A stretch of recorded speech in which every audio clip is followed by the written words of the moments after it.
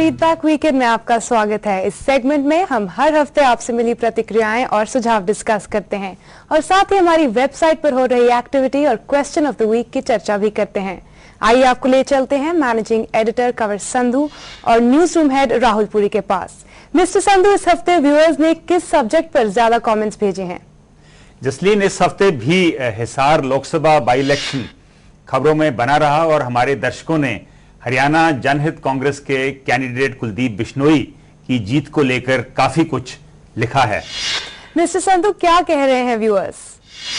Viewers का कहना है कि ये मुकाबला एचजेसी और आईएनएलडी के बीच था और कांग्रेस के चांसेस अन्ना हजारे के कांग्रेस को वोट न डालने के कॉल से पहले ही कम थे।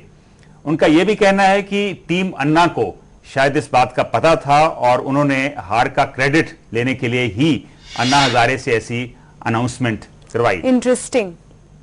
कुछ व्यूअर्स ने यह भी कहा है कि कुलदीप बिश्नोई को अपने मरहूम पिता भजनलाल के नाम पर सिंपथी वोट्स भी मिले हैं।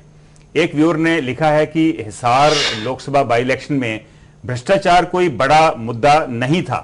अगर करप्शन बड़ा मुद्दा होता तो सीबीआई के द्वारा चार्जशीट किए जाने के बावजूद आईएनएलडी के अजय चौटाला को पड़े वोट्स में बहुत ज्यादा इजाफा नहीं होता।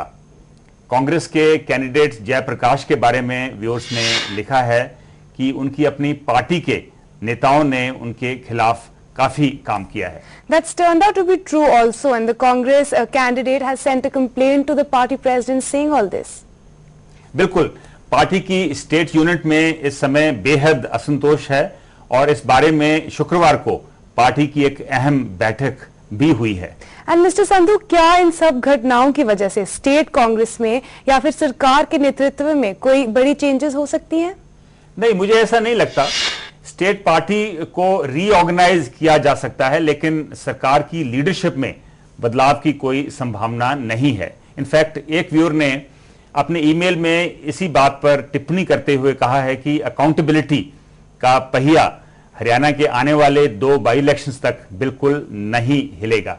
लेकिन एक बात तय है कि हरियाणा के मुख्यमंत्री भूपेंद्र सिंह हुड्डा की प्रॉब्लम्स बढ़ रही हैं। So tough times for Mr. Huda in the coming days and weeks. बिल्कुल, और सबकी नजरें अब उन पर, हुड्डा पर टिकी हुई हैं। What about Punjab? What have the viewers commented on? Viewers ने 2-3 इश्यूज ਦੇ ਉੱਤੇ ਕਮੈਂਟ ਲਿਖੇ ਨੇ। ਕੁਝ ਲੋਕਾਂ ਨੇ ਮਨਪ੍ਰੀਤ ਸਿੰਘ ਬਾਦਲ ਦੇ ਅਲਾਈਅੰਸ ਸਾਂਝਾ ਮੋਰਚਾ ਨੂੰ ਵੈਲਕਮ ਕੀਤਾ ਹੈ। ਕੁਝ व्यूअर्स ਨੇ ਬਠਿੰਡਾ ਵਿੱਚ ਡੈਂਗੀ ਦੇ 3000 ਕੇਸਿਸ ਰਿਪੋਰਟ ਹੋਣ ਦੇ ਬਾਅਦ ਪੰਜਾਬ ਦੇ ਉਪ ਮੁੱਖ ਮੰਤਰੀ ਸੁਖਬੀਰ ਸਿੰਘ ਬਾਦਲ ਦੇ ਸਮਾਧਾਨ ਨੂੰ ਬਹੁਤ ਮਜ਼ਾਕੀਆ ਤੇ ਨॉन ਸੀਰੀਅਸ ਦੱਸਿਆ ਹੈ। Yes, he said the Diwali crackers next week will take care of the mosquitoes. That's right. And Mr. Sandhu, are there any other comments and suggestions about our newscasts and news shows? Yes, ऐसे 3 comments और suggestions हमारे पास आए हैं। ये पहला email आया है Ambala cantt के एसडी कॉलेज के एसोसिएट प्रोफेसर राजीव चंद्र शर्मा से। उन्होंने पूछा है कि डे एंड नाइट न्यूज का फोकस केवल उत्तर भारत पर ही क्यों है। मैं उनको बताना चाहूंगा कि उत्तर भारत के राज्यों को, जम्मू कश्मीर को छोड़कर नेशनल टेलीविजन पर बहुत कम समय मिलता था, जिसकी वजह से यहां एक गैप था। हम उस गैप को फिल करने की कोशिश कर रहे हैं। प्रोफेसर शर्मा ने हमारे daily newspaper show front page के लिए लैंग्वेज और पब्लिकेशंस को लेकर कुछ अच्छे सुझाव दिए हैं, जिनको हम आने वाले दिनों में अमल करने की उनके ऊपर पूरी कोशिश करेंगे। उन्होंने ये भी कहा है कि हमारे बुलेटिन्स में उन्हें बिजनेस न्यूज भी कम नजर आती है। हम इसे भी दूर करने की कोशिश कर रहे हैं।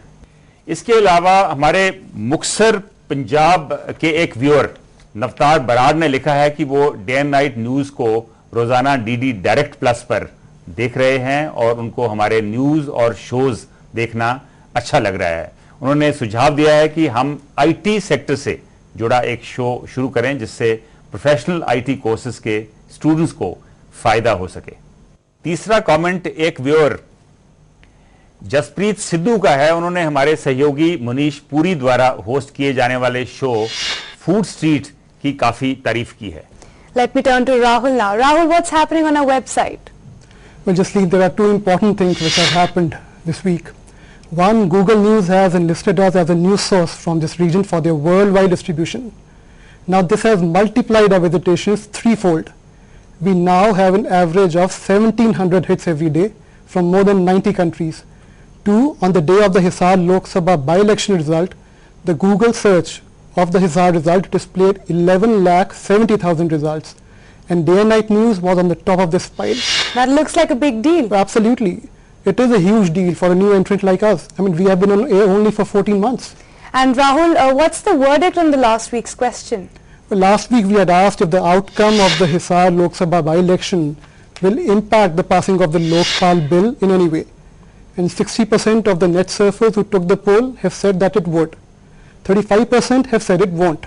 And 5% have said that they can't really say whether it would or would not. And Rahul, what is the question of the week this time?